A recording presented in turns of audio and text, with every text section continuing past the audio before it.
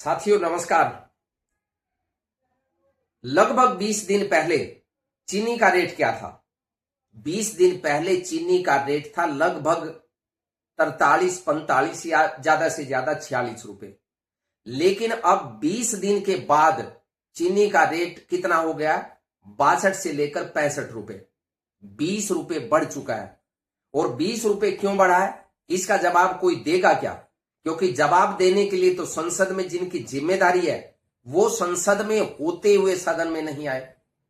बच्चों के ऊपर पैलेट गन से हमला क्यों करवाया, किसने करवाया, किसके आदेश पर करवाया, उसका जवाब नहीं दिया। चीनी पर क्या जवाब देंगे?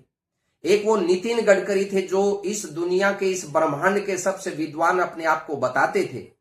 कभी तो कहते थे कि स्पेस टेक्नोलॉजी से हम सड़क बना रहे हैं और स्पेस टेक्नोलॉजी से जो हम सड़क बना रहे हैं वो अमेरिका से भी अच्छी सड़क होंगी। भांडा फूट गया। इतनी तो बरसात भी नहीं हुई है इस बार जितने इनके हाईवे धंस चुके हैं। लेकिन आज केवल हाईवे की बात नहीं करेंगे। आज हम बात करना चाहते हैं उस मुद्दे की जो हर व्यक्ति के साथ जुड़ा हुआ है। पेट्रोल तो शायद हर व्यक्ति से ना भी जुड़ा हुआ हो, हर व्यक्ति गाड़ी ना भी चलाता हो, टू व्हीलर सबके पास ना हो, गाड़ियां सबके पास ना हो, ये तो संभव है। पेट्रोल चाहे 500 रुपए हो जाए, कुछ अंधभक्त, कुछ चरण चाटुकार ये कह सकते हैं कि हमें कोई फर्क नहीं पड़ता, चाहे 500 रुपए का पेट्रोल हो, चाहे 1000 रुपए लीटर पेट्रोल हो, हमें कोई फर्क नहीं पड़ता।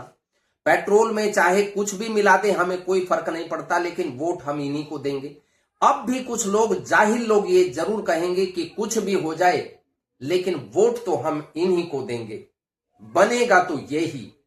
अरे बना लो भाई, लेकिन किन जाहिलों को, अनपढ़ लोगों को गद्दी पर विराजमान कर रखा है, ये चिंतन और मंथन का विषय हर व्यक्ति के लिए इसलिए होना चाहिए कि पेट्रोल आप यूज कर रहे हैं, नहीं यूज कर रहे हैं, कोई फर्क नहीं पड़ेगा आपको। हालांकि उससे भी हर व्यक्ति प्रभावित होता है, लेकिन चीनी तो हर व्यक्ति डायरेक्ट इनडायरेक्ट कंज्यूम करता ही है।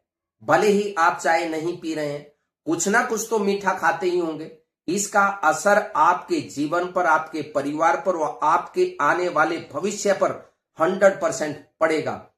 अगर केवल 15-17 दिन में ही 20 रुपए चीनी का दाम बढ़ रहा है और केवल थोड़ा नहीं बढ़ रहा है, जो रेट था उससे लगभग 1.5 गुना रेट हो गया, तब क्या कहेंगे?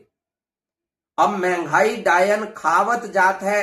कोई चैनल पर बैठे हुए चरण चाटुकार, ये गोदी मीडिया के एंकर कुछ कहेंगे क्या? ये मिशन चलाएंगे क्या? इस पर सवाल पूछेंगे क्या? अब बात करते हैं एथेनॉल से।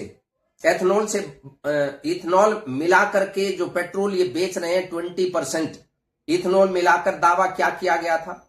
गडकरी महोदय ने क्या दावा किया था कि हम 30 रुपए पेट्रोल मुहैया करवाएंगे, और साथ में पहले रामदेव भी ये कहता था कि मोदी को बना दीजिए 30 रुपए पेट्रोल बिकेगा हर पेट्रोल पंप पर। अब तो मुंह में दही जमी हुई है। और सवाल इस बात का बनता है कि इन्होंने इथेनॉल को बढ़ावा देने के लिए गन्ने का जो प्रोडक्शन चीनी बनाने के लिए होना चाहिए था वो डाइवर्ट कर दिया इथेनॉल बनाने के लिए, और उसका परिणाम ये हुआ कि चीनी की शॉर्टेज हो गई। कहां तो भारत चीनी का एक्सपोर्ट करता था और कहां अब चीनी का इंपोर्ट करने की प्लानिंग कर रहा है। इंपोर्ट करनी पड़ेगी भाई साहब, इंपोर्ट करनी पड़ेगी। एक और ये जो दावे करते थे कि हमने जो विदेशों से तेल आयात करते थे, हम लाखों करोड़ रुपए हमने बचा लिए, अब उस बचत को चीनी का इंपोर्ट करने में इन्वेस्ट करेंगे।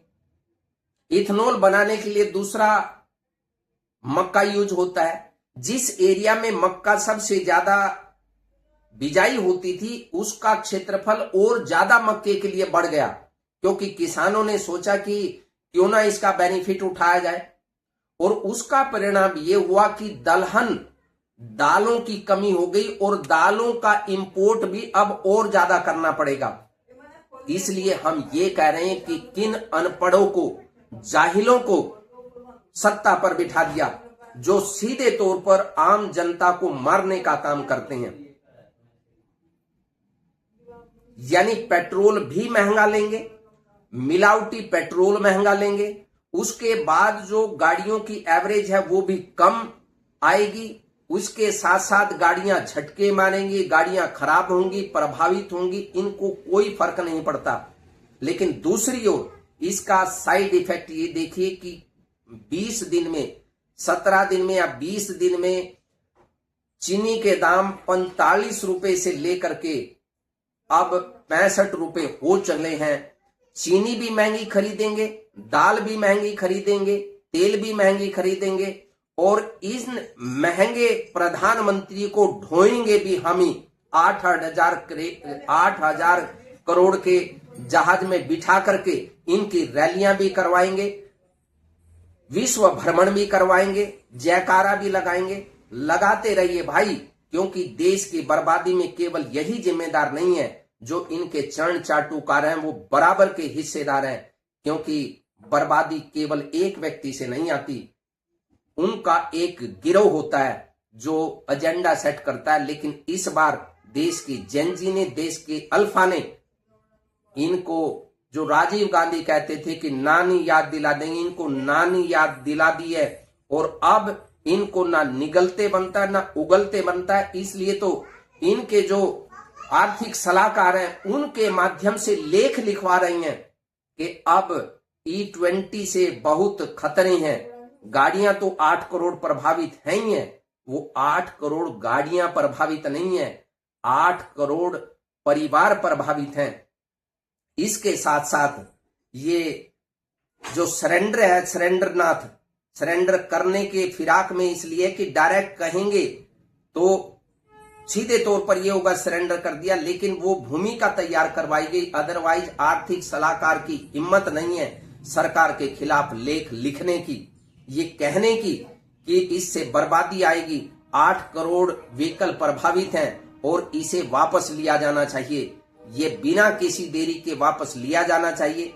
आप E20 लेकर आइए, E50 लेकर आइए, E100 लेकर के आइए, अपने भक्तों के लिए बना दीजिए अलग से पेट्रोल पंप, या पेट्रोल पंप पर अलग से पंप बना दीजिए। लोग जो 2014 से पहले जो पेट्रोल शुद्ध खरीदते थे वो अब भी खरीद सकते हैं, लेकिन जो रेट पहले था, जिस मुकाबले से रेट पहले था, क्या वो ये सरकार दे पाएगी या इसी तरीके से लोगों की खाल उधेड़ती रहेगी? अगर आपको वीडियो पसंद आई है तो ज्यादा से ज्यादा इसे शेयर कीजिए, आवाज उठाइए। आवाज नहीं उठा सकते तो जो आवाज उठा रही हैं उनका समर्थन कीजिए, और अगर ये भी नहीं कर सकते तो चुप रहिए। चुप रहकर भी इस अभियान को गति प्रदान की जा सकती है। महंगाई के खिलाफ लड़िए, महंगाई के खिलाफ आवाज उठाइए, E20 पेट्रोल के खिलाफ आवाज उठाइए। जो भी गलत नीतियां हैं उसकी आवाज उठाते रहिए, और उठा नहीं सकते तो जो उठा रही हैं उनका मनोबल बढ़ाइए। बहुत बहुत धन्यवाद।